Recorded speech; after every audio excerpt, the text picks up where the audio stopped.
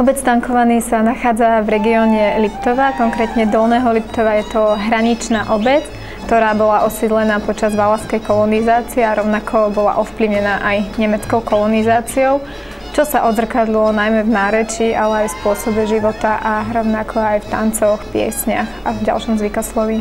Ide najmä o ženské koleso, potom sú to samozrejme odzemky a párové tance. Taký špecifický tanec je stankovská mrvenica, pretože ľudia tancovali divoko, šialene, vraj sa medzi sebou mrvili.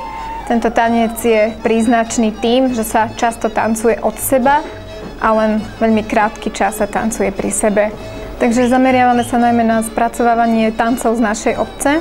Vychádzame z archívnych záznamov, ktoré boli natočené v roku 1965 a na základe toho sa teda snažíme ich spracovať a dať do javiskovej podoby.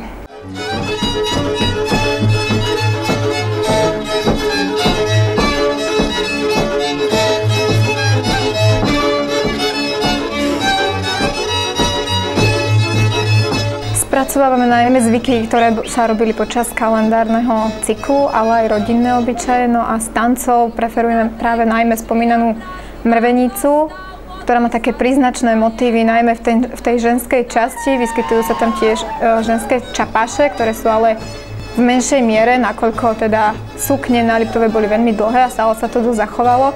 Čapašuje sa najmä na členok. Potom sa tam vyznačuje ešte taký motív dvíhania rúk, pri ktorom sa jačí a pišti. Takže najmä toto, no a nakoniec sa vždy prejde do párového točenia. Stankovaňmi tečie voda mutná, prečo si Hanička, prečo tak?